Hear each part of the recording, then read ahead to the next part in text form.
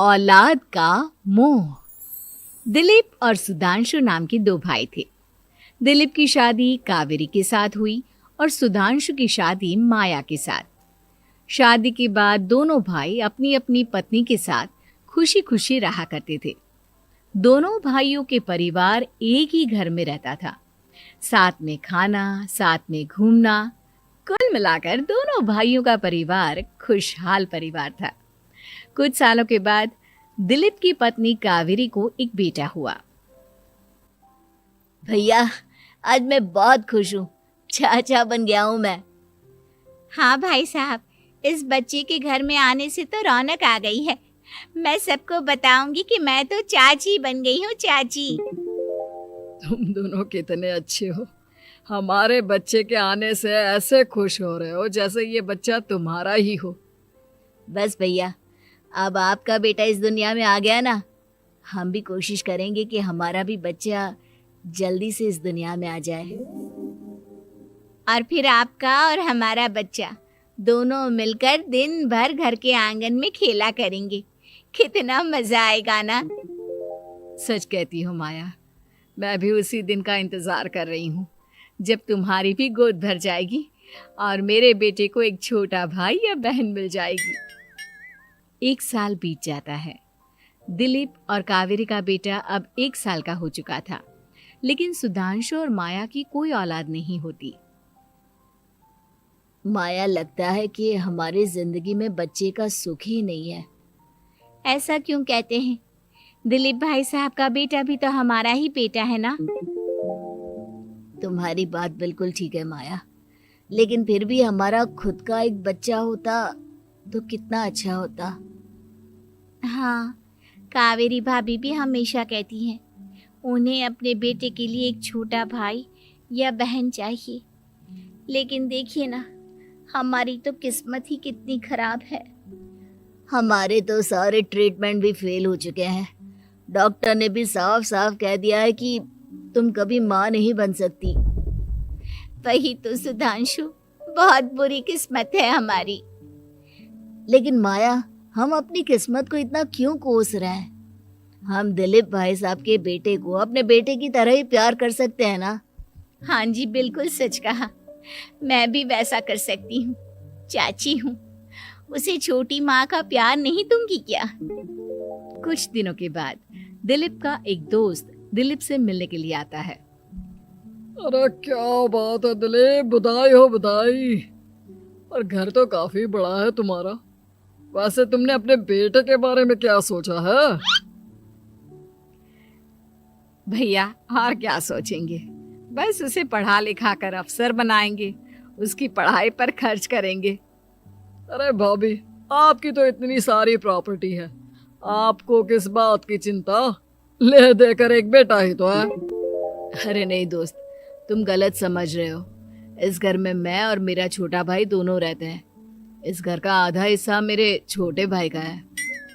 अच्छा, कितने बच्चे हैं तुम्हारे छोटे भाई के? भैया, उनके साथ ना कुछ प्रॉब्लम है। मेरी देवरानी कभी माँ नहीं बन सकती। अरे फिर किस बात की चिंता? अरे मैं तो कहता हूँ अपने बेटे के भविष्य के बारे में सोचिए ही मत। बस ये घर उसके नाम करवा दीजिए। देखिए, आपके भाई का भी कोई बच्चा नहीं है तो सब कुछ आपके बेटे को ही मिलना चाहिए। लेकिन ऐसा करना क्या सही होगा? अगर उनका बच्चा नहीं है तो क्या हुआ? ये घर आधा उनका है, उनकी जो मर्जी है वो करे। अरे कैसी बात करते हो? उनकी कोई औलाद नहीं है, वो क्या करेंगे प्रॉपर्टी अपने नाम रखकर? हाँ, वैसे भाई साहब, आपकी बात तो बिल्कुल सही है। अब जो कुछ भी है वो हमारे बेटे का ही तो है। आखिर वही तो इस घर के वंश को आगे बढ़ाएगा। मैं कल ही देवर जी से बात करती हूँ। अगले दिन सुधांशु और माया, इधर आओ। तुम दोनों से एक बहुत ज़रूरी बात करनी है मुझे। बताइए ना भाभी, क्या बात है? आपको कहीं जाना है तो आप अपने बेटे को मेरे पास छोड़कर जाइए। मैं ही पूरा दिन रख लूंगी उसे। अरे नहीं माया, वो तो मुझे पता है। मैं किसी और चीज़ के बारे में बात करना चाहती हूँ। बताइए ना भाभी, क्या बात है? देखिए देवर जी, आपका कोई बच्चा है नहीं, लेकिन मैं जानती हूँ कि आप हमारे बेटे को अपने बेटे की तरह ही प्यार करते हैं। भाभी, बेटी की तरह नहीं, वो हमारा ही बेटा है। मेरे लिए तो वो मेरा ही बच्चा है। वही तो फिर क्यों ना ये सारी प्रॉपर्टी हम मेरे बेटे के नाम करवा दे, क्योंकि तुम्हारा हो या मेरा, हम सबका एक ही तो है बेटा। लेकिन भाभी अभी तो वो सिर्फ 1 साल का है, अभी से प्रॉपर्टी उसके नाम करवाने का क्या मतलब है? देखे देवर जी, जो काम जितना जल्दी हो जाए ना उतना अच्छा। आने वाले वक्त का क्या भरोसा। भाभी, भरोसा क्यों नहीं, हम तो हमेशा आपके बेटे को माँ बाप की तरह ही प्यार करेंगे। हाँ, लेकिन फिर भी मैं चाहती हूँ कि ये सारी प्रॉपर्टी मेरे बेटे के नाम हो जाए। अब मुझे नहीं लगता तुम दोनों को इसमें कोई भी परेशानी होगी, है ना? भाभी वैसे तो आप जो कह रही हैं वो बहुत जल्दबाजी है, लेकिन फिर भी अगर आपको ऐसा लगता है तो ठीक है, कल ही प्रॉपर्टी के पेपर बनवा लीजिए, मैं और माया उस पर साइन कर देंगे।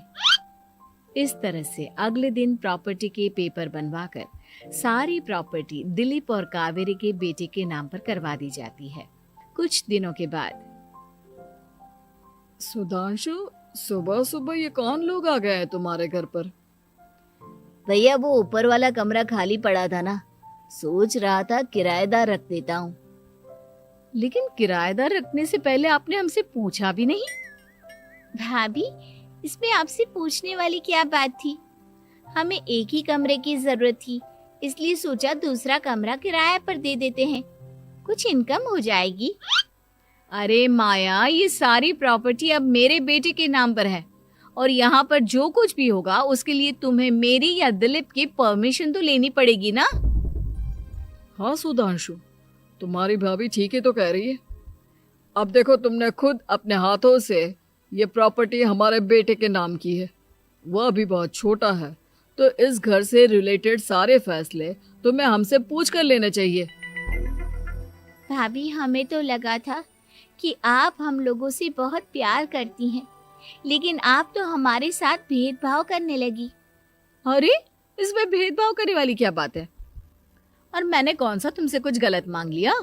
अरे, ले देकर मेरा बेटा इकलौता इस पूरे वंश का वारिस है, सब कुछ उसके नाम है। तुम्हें इस बात से जलन क्यों हो रही है?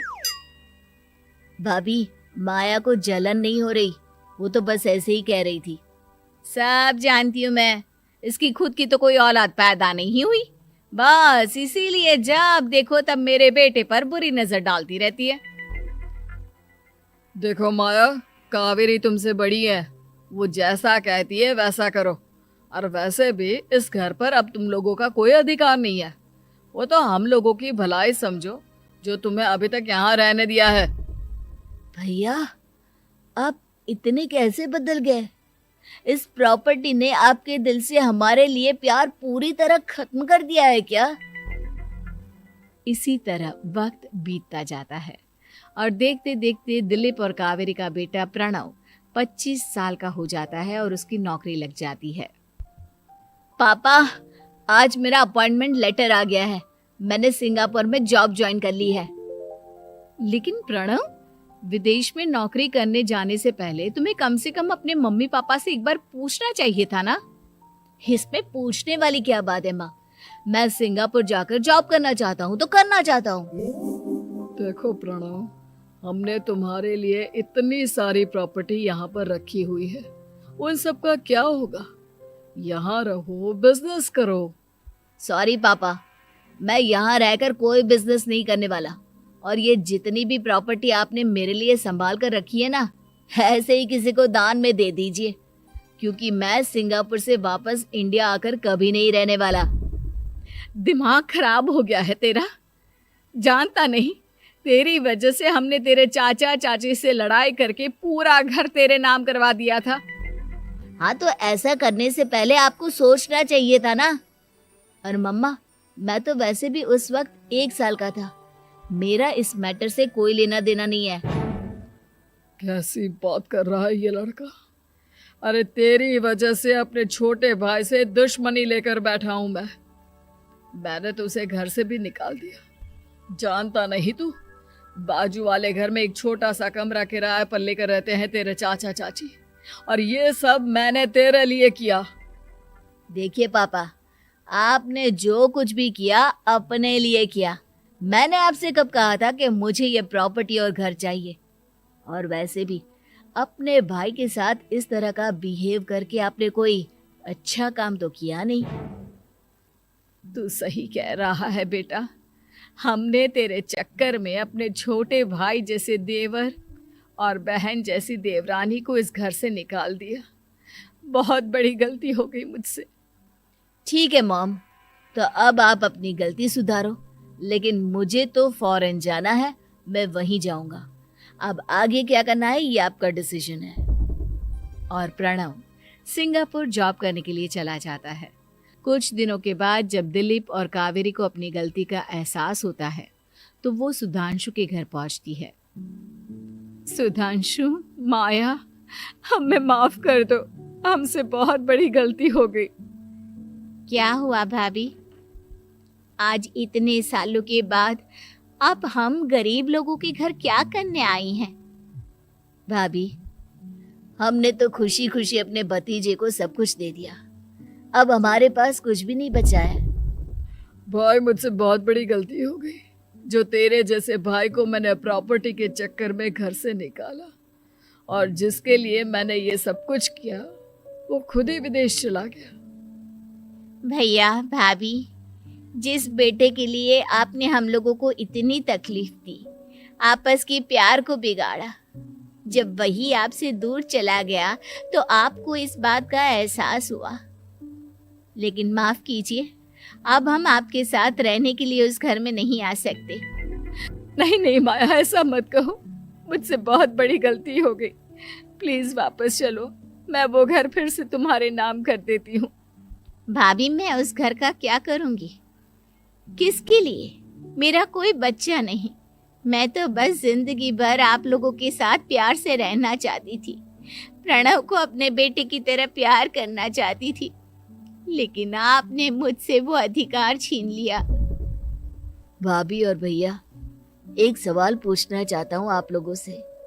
जो बच्चा कुछ ही दिन पहले दुनिया में आया हो, जिस बच्चे के भविष्य का आपको पता ही ना हो, उसके लिए अपने पुराने रिश्तों को तोड़ देना, अपने सगे रिश्तेदारों से दुश्मनी मोल लेना, उनके साथ झगड़ा करना, उनकी बेइज्जती करना, क्या ये सही है?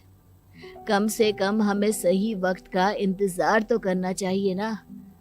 सिर्फ प्रॉपर्टी के लिए अपने सगे भाई को घर से निकाल दिया, वो भी अपने 1 साल के बेटे के लिए। क्या ये वाकई में सही था? जवाब दीजिए मेरी बात का।